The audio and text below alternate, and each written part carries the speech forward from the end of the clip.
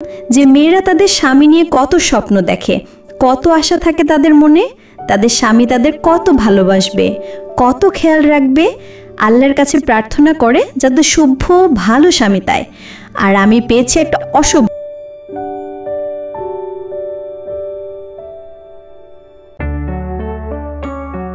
আপনারা দেখছেন channel radio আলাপন। আমি তোমাকে নিজের থেকেও বেশি বিশ্বাস করি, প্লিজ আমার বিশ্বাস কখনো ভাঙবে না। আরসাল মৃদু হেসে বলল, জান, কখনো তোমার বিশ্বাস ভাঙব না। আমি তার ঘন চুলের মধ্যে হাত ডুবিয়ে বিলি কেটে দিতে লাগলাম। সে চোখ বুজেছিল। আমার পেটে মুখ ডুবিয়ে সে আমাকে আরও শক্ত করে জড়িয়ে ধরল। আমি তার মাথায় হাত বুলাতে লাগলাম, আর সে চোখ বুজে সেই স্পর্শ অনুভব করতে লাগলো। সকালে ঘটনাটা নিয়ে আমার মনে একটা সন্দেহ দানা বাঁধছিল। তাকে জিজ্ঞেস করতে ইচ্ছে করছে, কিন্তু সাহস পাচ্ছি না। যদি সে রেগে যায়, আবার চুপ করেই থাকতে পারছি না। অনেকক্ষণ নিজের মনের সঙ্গে যুদ্ধ করে কিছুটা সাহস সঞ্চয় করে তাকে জিজ্ঞেস করলাম আমি নিচু স্বরে, আচ্ছা একটা কথা জিজ্ঞেস করি? সে তখনও চোখ বুজে উত্তর দিল, আরসাল, জান, করো, পারমিশন নেওয়ার কি আছে। আমি, রাগ করবে না তো? আরসাল, রাগ করার কি আছে বলো জান। আমি, আচ্ছা আজ ক্যান্টিনে আপনি রিশাকে কিছু বললেন না কেন? সে আগের মতোই চোখ বুজে ঠোঁটে সেই রহস্যময় হাসি নিয়ে বলতে শুরু করলো, আরসাল, জান, তুমিই তো চেয়েছিলে যে আমি রাগারাগি না করি, তাই নিজেকে শুধরানোর চেষ্টা করছি। আমি চাই না আমার কোনো ভুলের জন্য তুমি আবার আমার থেকে দূরে চলে যাও, আমাকে ঘৃণা করো। তাই তোমার কথা মতো নিজেকে শুধরানোর চেষ্টা করছি।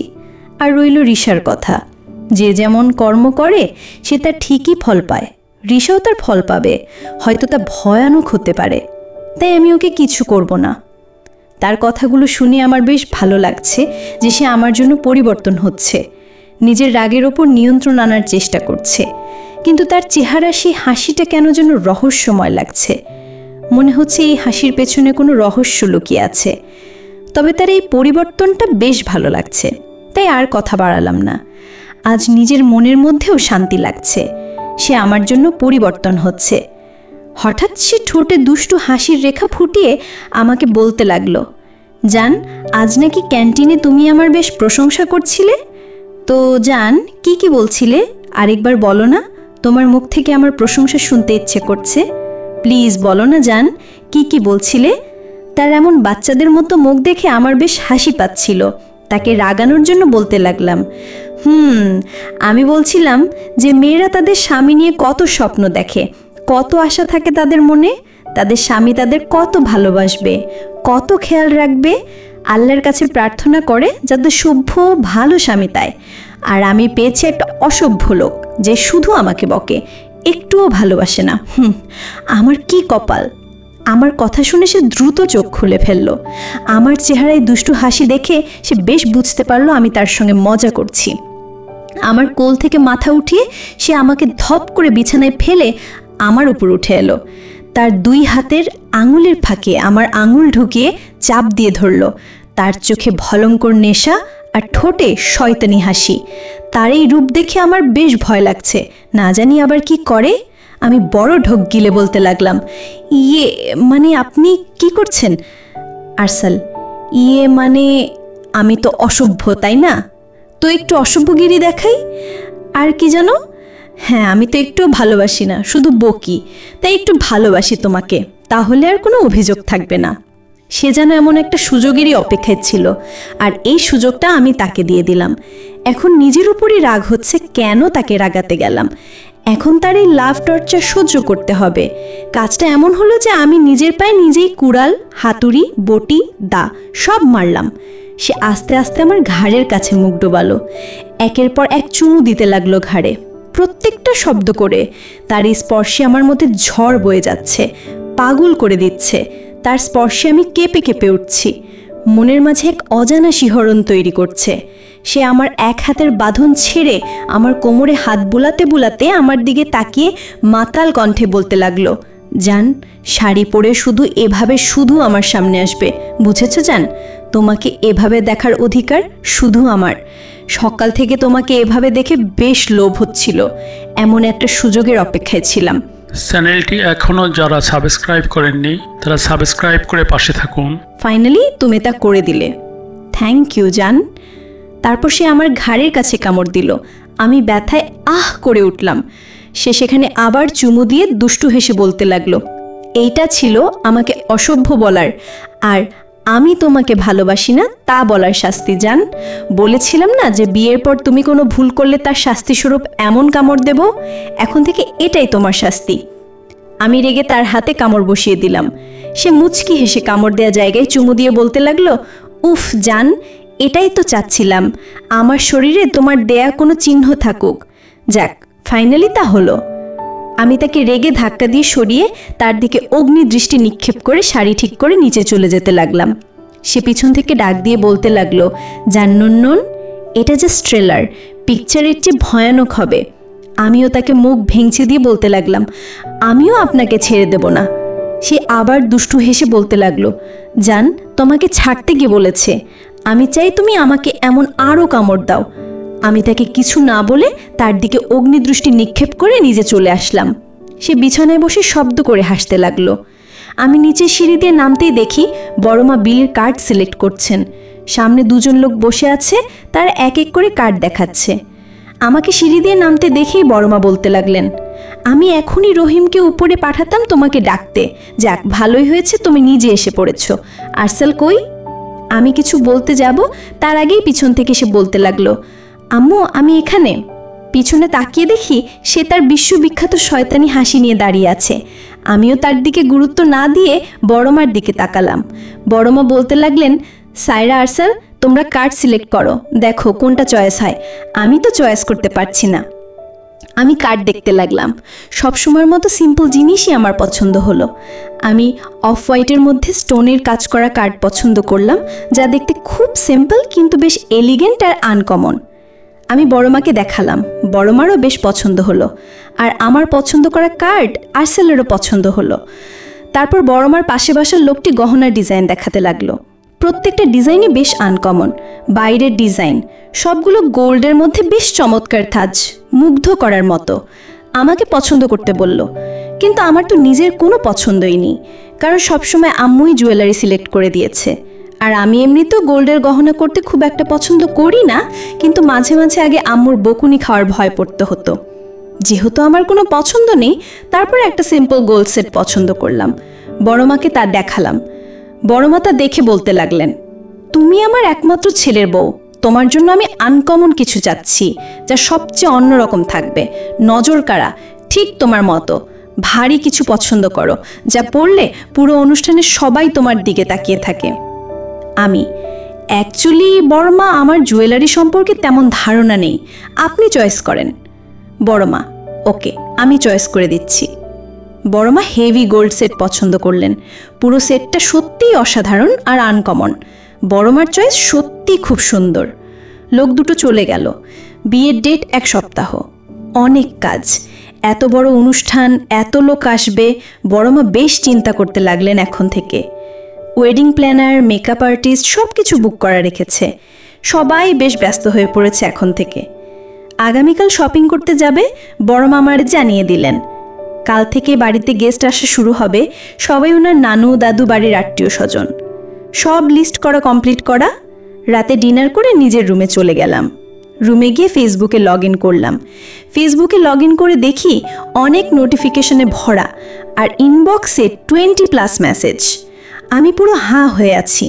প্রত্যেক মেসেজ প্রায় একই, যে কবে বিয়ে করলাম, কাউকে না জানিয়ে কেন বিয়ে করলাম, আরও ব্লাবলা। আমার বিয়ের কথা সবাই জানলো কি করে? তাই সন্দেহের বশে প্রোফাইল চেক করলাম। প্রোফাইল চেক করে পুরো হাঁ হয়ে আছি।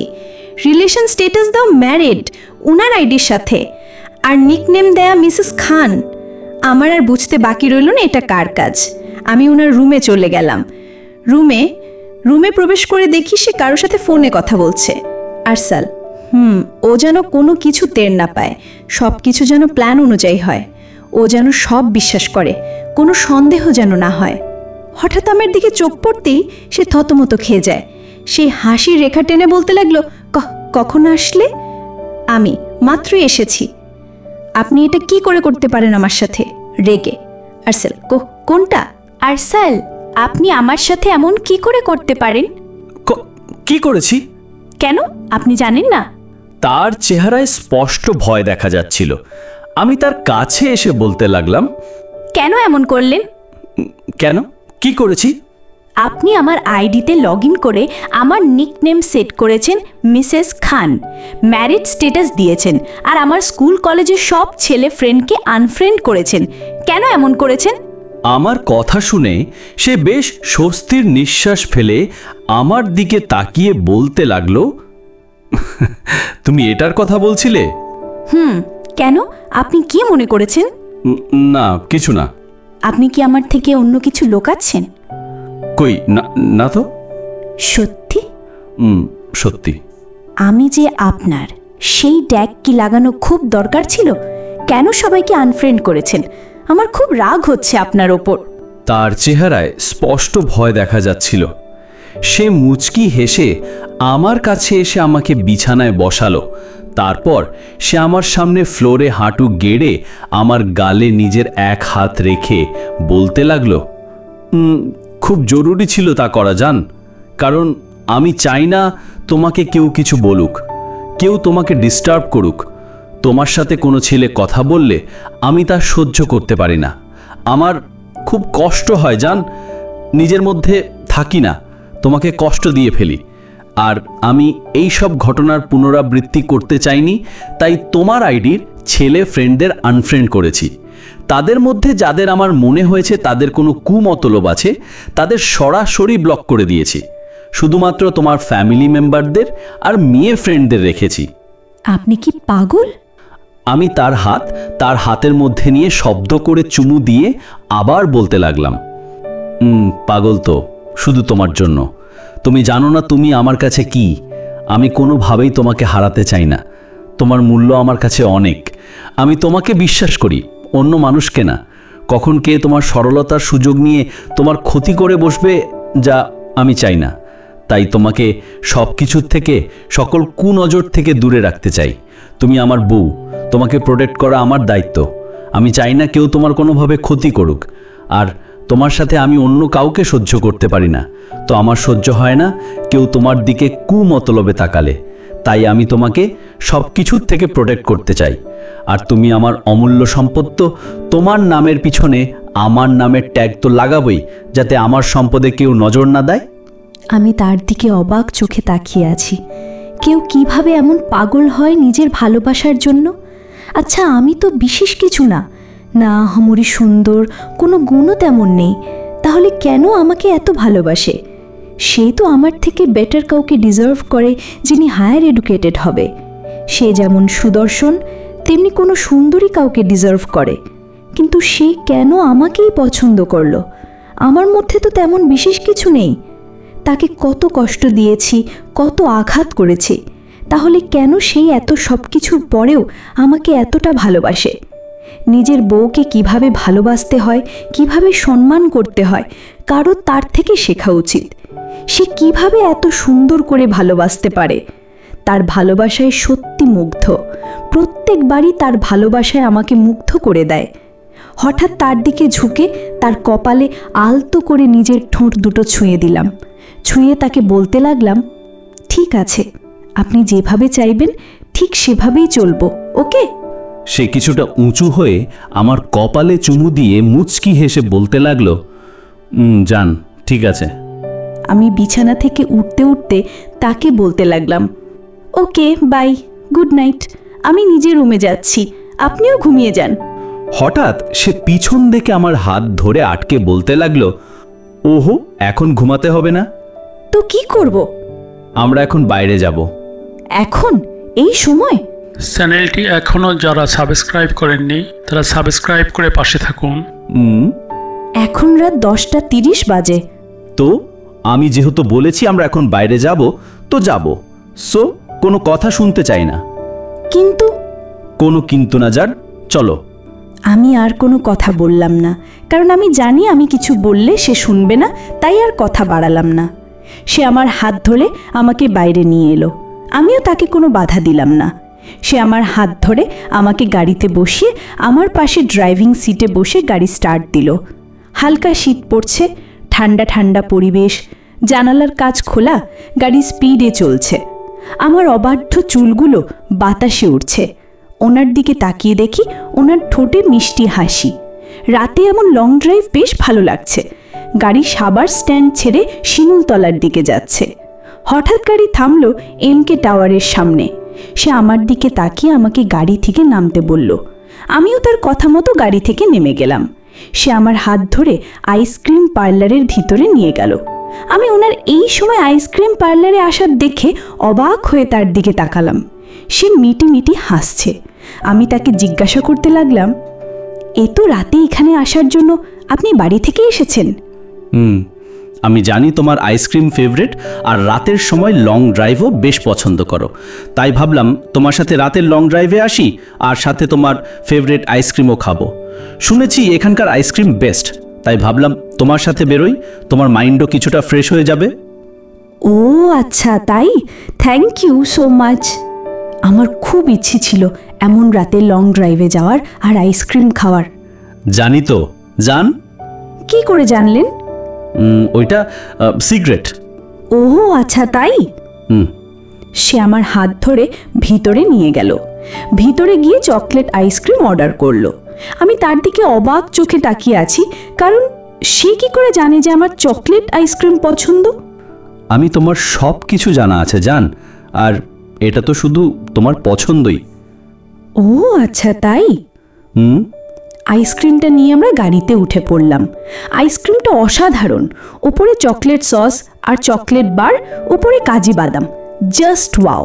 আমি আইসক্রিম খেতে লাগলাম। সে আমার দিকে ঘোর লাগা চোখে তাকিয়ে আছে। আমি তার এইভাবে তাকিয়ে থাকার কারণ খুঁজতে লাগলাম। হঠাৎ সে আমাকে তার কাছে টেনে বলতে লাগলো, আমি আইসক্রিম খাবো। আমি তার হাতের আইসক্রিম দেখে বলতে লাগলাম, তো খান। এটা না তো? এটা খাবেন? আমার হাতের আইসক্রিম তার দিকে এগিয়ে দিয়ে বললাম। না। তাহলে? সে আমার মুখে লেগে থাকা আইসক্রিম দেখিয়ে বললেন, ওই যে ওটা খাবো। আমি তার কথা শুনে শক হয়ে গেলাম। সে আমার আরও কাছে এলো। আমি তার থেকে কিছুটা দূরে সরে যেতে চাইলাম, কিন্তু সে আমাকে তার দু হাতের মধ্যে আবদ্ধ করে রাখলো। তারপর আমার কাছে এসে আমার ঠোঁটের কোণ থেকে আইসক্রিম চেটে খেলো। আমি চোট বন্ধ করে আছি। আমার এই সময় মোটেও তার দিকে তাকানোর সাহস নেই, হাত পা কাঁপছে। তারপর সে আমার কপালে গভীরভাবে চুমু দিয়ে আবার নিজের সিটে গিয়ে বসলো। আমি বড় বড় শ্বাস নিচ্ছি। আস্তে আস্তে চোখ খুলে তাকালে দেখি সে আমার খাওয়া আইসক্রিমটা খাচ্ছে, আমার খাওয়া চামচ দিয়ে। মনের মধ্যে তার জন্য এক অজানা ভালো লাগা কাজ করছে। আমিও তার খাওয়া আইসক্রিম খেতে লাগলাম সেই চামচ দিয়েই। সে আমার দিকে কিছু মুহূর্ত অবাক চোখে তাকিয়ে থেকে বলতে লাগলো, যাক, তাহলে আমার ভালোবাসার রঙে রঙিয়ে গেছো তুমি জান। তোমাকে অবশেষে আমার পাগলামো ভালোবাসা তোমাকেও ঘিরে ধরেছে। আমি তার দিকে মুচকি হেসে বলতে লাগলাম, আপনার ভালোবাসাটা, পাগলামোটা এত প্রখর যে আমাকে বাধ্য করেছে, আর সারা জীবন এমন ভালোবাসার মাঝেই থাকতে চাই। আমার কপালের ঠোঁট ছুঁয়ে বলতে লাগলাম, জান, সারা জীবন আমাদের ভালোবাসা এমনই থাকবে, কোনো পরিবর্তন হবে না, সারা জীবন এইভাবে ভালোবাসবো। আমি তার দিকে মুগ্ধ নয়নে তাকিয়ে থাকলাম। তার এই ভালোবাসাটা আমাকে তার প্রতি দুর্বল করে দেয়। আমি তার দিকে তাকিয়ে আছি। সে গাড়ি ড্রাইভ করছে। কখন যে ঘুমিয়ে গেছি নিজেরও জানা নেই। গাড়ি বাড়ির সামনে থামিয়ে আরসাল বরাবরের মতো সায়রাকে কোলে নিয়ে রুমে নিয়ে যায়। রুমে বিছানায় শুইয়ে দিয়ে আরসাল সায়রার হাত ধরে বলতে লাগলো, জান, আমি জানি তুমি সারাদিন আমার এই পরিবর্তন নিয়ে চিন্তায় ছিলে। আমি যা করছি তা হয়তো তুমি জানতে পারলে কষ্ট পাবে, কিন্তু প্রমিস জান, আমি সব ঠিক করে দেব। তোমার ভালোর জন্যই সব করব। আর ওই রিশা তার কর্মের ফল ঠিকই পাবে। ওর শাস্তি তো খুব ভয়ঙ্কর হবে, মৃত্যুর চেয়েও বেশি ভয়ঙ্কর হবে। সকালে ঘুম ভাঙতেই নিচে চলে গেলাম। নিচে গিয়ে দেখি বড় মা, বড় আব্বু আর আরশল বসে কথা বলছেন। দেখে মনে হচ্ছে বেশ চিন্তায় আছেন। আমি বড় মার পাশে বসলাম। বড় মামাকে দেখে মুখে হাসির রেখা টেনে বলতে লাগলেন, বড় মা, গুড মর্নিং। আমি, গুড মর্নিং মা। গুড মর্নিং বাবা। বড় মা আমার দিকে তাকিয়ে চুপ হয়ে গেলেন। কি যেন ভাবছেন। আমি কাপের মধ্যে চা ঢেলে বড় মা ও বড় আব্বুর দিকে এগিয়ে দিলাম। বড় আব্বু চা নিয়ে খেতে লাগলেন, কিন্তু বড় মাকে দেখে মনে হচ্ছিল কিছু চিন্তা করছেন। আমি আরশোলের দিকে তাকিয়ে ইশারায় জিজ্ঞাসা করলাম কি হয়েছে, কিন্তু আরশোল আমাকে পরে বলবে বলে চুপ করিয়ে দিল। তারপর সবাই একসাথে ব্রেকফাস্ট করলাম। ব্রেকফাস্ট শেষে বড় আব্বু অফিসের জন্য রেডি হবেন, তাই বড় মা উপরের রুমে চলে গেলেন সাহায্য করতে, আর আরশোলও তার রুমে চলে গেল। তাকে খুব চিন্তিত মনে হচ্ছে। আমি তার পিছু পিছু তার রুমে চলে গেলাম। রুমে গিয়ে দেখি সে জানালার দিকে বাইরে তাকিয়ে আছে, কোনো গভীর ভাবনায় মগ্ন। আমি রুমে এসেছি, সে কোনো টের পায়নি। আমি তার পিছন থেকে তাকে আলতো করে জড়িয়ে ধরলাম। আমার স্পর্শেই যেন তার ধ্যান ভাঙল। সে মুখে কৃত্রিম হাসি দিয়ে বলতে লাগলো, আরশোল কি হয়েছে? আমি কিছু না, কিন্তু আপনার কি হয়েছে? নিচে বড় মা বড় আব্বুকেও দেখলাম বেশ চিন্তিত। আরশোল, তেমন কিছু না। আমি, তো কেমন কিছু, প্লিজ বলুন। সে আমাকে তার সামনে নিয়ে গিয়ে বলতে লাগলো, বললাম তো জান, তেমন কিছু না। আমি, প্লিজ আরশোল সত্যিটা বলুন, আমি সত্যিটা জানতে চাচ্ছি। আরশোল, আজ ছোট মা ছোট আব্বু তোমার দাদাজি দাদিমা সবাই আসবে কি যেন কথা বলতে। তার কথা শুনে কিছুটা ভয় করছে আমার। তারা আমাকে আবার নিয়ে যাবে না তো? আরশোল থেকে দূরে নিয়ে যাবে না তো? না না, আমাকে নিয়ে যেতে চাইলে আমি যাব না, আমি আরশোলের সাথেই থাকবো। আরশোলের থেকে দূরে গিয়ে আমি বাঁচতে পারবো না। হঠাৎ আরশোল আমার দুগালে নিজের দুহাত রেখে ছলছলে চোখে তাকিয়ে বলতে লাগলো, আরশোল আমি পারবো না তোমাকে ছাড়া বাঁচতে। ওনারা যদি তোমাকে নিয়ে যেতে চায় তাহলে আমি তোমাকে যেতে দেব না, তুমি চাইলেও যেতে দেব না। তুমি আমার সাথেই থাকবে, বুঝেছো? আমার তোমাকে আবার হারানোর মতো ক্ষমতা নেই, তোমার থেকে দূরে থাকার মতো সাহস নেই। তারা তোমাকে এখান থেকে আমার থেকে দূরে নিয়ে গিয়ে সারা জীবনের জন্য আমাকে তোমার থেকে আলাদা করে দেবে। আবার যদি তোমাকে রিশাদের সাথে বিয়ে দেওয়ার চেষ্টা করে, না না, আমি পারবো না তোমার থেকে দূরে থাকতে, তোমাকে ছাড়া বাঁচতে। অনেক কষ্টের পর তোমাকে পেয়েছি, এবার যদি তুমি দূরে সরে যাও তাহলে আমি তাকে আর বলতে না দিয়ে ওনার ঠোঁটে হাত রেখে চুপ করিয়ে দিলাম। ওনার চোখে স্পষ্ট আমাকে হারানোর ভয় দেখছি। আগের মতো সেই তাগলামো দেখা যাচ্ছে। খুবই অসহায় লাগছে তাকে। আমারও বর্তমানে তার মতো একই অবস্থা। আমিও যে তার থেকে দূরে যেতে পারবো না, তাকে ছাড়া বাঁচতে পারবো না, কিন্তু এই মুহূর্তে তাকে সাহস দেওয়া বেশি জরুরি। আমি তার মুখ থেকে হাত সরিয়ে তার বুকে মাথা রেখে নিজের দুহাত দিয়ে তাকে জড়িয়ে ধরলাম। আরশোল আমাকে তার সাথে আরো গভীরভাবে মিশিয়ে নিল। আমি চোখ বন্ধ করে তার হার্টবিট শুনতে লাগলাম। চ্যানেলটি এখনও যারা সাবস্ক্রাইব করেননি তারা সাবস্ক্রাইব করে পাশে থাকুন। সেও চোখ বন্ধ করে আছে। বেশ কিছুক্ষণ পর আমি সেভাবে বুকে মাথা রেখে চোখ বন্ধ করে বলতে লাগলাম, আমরা এখন হাজবেন্ড ওয়াইফ, আমাদের বিয়ে হয়ে গেছে, কেউ আমাদের আলাদা করতে পারবে না। আমি আপনার ছিলাম, আপনার আছি, আর সারা জীবন আপনারই থাকবো। কখনো আপনার থেকে দূরে যাব না। আপনি যতটা আমাকে ভালোবাসেন ততটাই আমি আপনাকে ভালোবাসি। আমি হয়তো তা প্রকাশ করি না বা করতে পারি না, কিন্তু তাই বলে এই না যে ভালোবাসি না। আমিও আপনাকে খুব ভালোবাসি। আমিও পারবো না আপনাকে ছাড়া বাঁচতে, আপনাকে ছাড়া থাকতে। ওনারা নিয়ে যেতে চাইলে কি আমি তাদের সাথে যাব নাকি? আমি কখনো যাব না। ওনারা নিয়ে যেতে চাইলে আমি যাব না, আপনার সাথেই থাকবো। এখন আপনাকে ছাড়া এক মুহূর্তও থাকতে পারবো না। আপনাকে খুব ভালোবাসি। আমার কাছে আপনি অন্যরকম, ভালোবাসি বেশি, প্রকাশ করি কম। সে তার হাতের বাঁধন কিছুটা হালকা করে, তারপর আমার মুখটা তার দু হাতের মধ্যে নিয়ে আমার কপালে, গালে, ঠোঁটে আলতো করে নিজের ঠোঁটের স্পর্শ করতে লাগলো। আমি তার স্পর্শগুলোকে অনুভব করছি। বেশ কিছুক্ষণ পর সে আমার থেকে কিছুটা দূরে সরে যায়। দূরে সরে যেতে আমি চোখ খুলে তার দিকে তাকাই। সে আমার চোখের দিকে তাকিয়ে এক মনে বলতে লাগলো, আরশোল আমিও তোমাকে খুব ভালোবাসি জান, খুব। যার না আছে কোনো সীমানা, না আছে কোনো পরিমাণ। বেশ কিছুক্ষণ তার সাথে সময় কাটিয়ে তারপর নিজের রুমে চলে গেলাম। সারাদিন ভিতরে ভিতরে এক চিন্তাই হচ্ছে, আমাকে আবার তার থেকে আলাদা করতে আসবে না তো? তাদের সাথে নিয়ে যেতে আসবে না তো? বিকেলে আমি নিজের রুমে বসে আছি। ভয় করছে খুব, না জানি আবার কি হয়। কিছু সময় পর রহিমা এসে দরজা নক করে। আমি আওয়াজ করে বললাম ভিতরে আসতে। রহিমা ভিতরে এসে বলল, রহিমা আফা, আপনার বাপের বাড়ি থেকে মানুষ আইছে, আপনারে খালাম্মা নিচে যাইতে কইছে। আমি রহিমার দিকে তাকিয়ে বললাম, তুমি নিচে গিয়ে বলো আমি আসছি। রহিমা চলে যায়, কিন্তু আমার নিচে যেতে বেশ ভয় লাগছে। কি করে সবার মুখোমুখি হব, কি করে সবার সামনে যাব? যেহেতু বাড়ি থেকে বেরিয়ে এসে নিজের ইচ্ছায় বিয়ে করেছি, অবশ্যই তারা খুব রেগে আছে। তারা এখন কি আমাকে নিয়ে যাবে? আরশোল থেকে দূরে যেতে হবে আবার? বেশ কিছুক্ষণ পর নিজের মনের মাঝে সাহস জুটিয়ে নিজের শ্বাস নিয়ে নিচে চলে গেলাম। সিঁড়ি দিয়ে নামতে নামতেই দেখি দাদাজি, দাদিমা, আম্মু, আব্বু, মেজো আব্বু, ছোট আব্বু, মুন বসে আছে। আমাকে সিঁড়ি দিয়ে নামতে দেখে আরশোলা আমার দিকে অসহায়ভাবে তাকিয়ে আছে।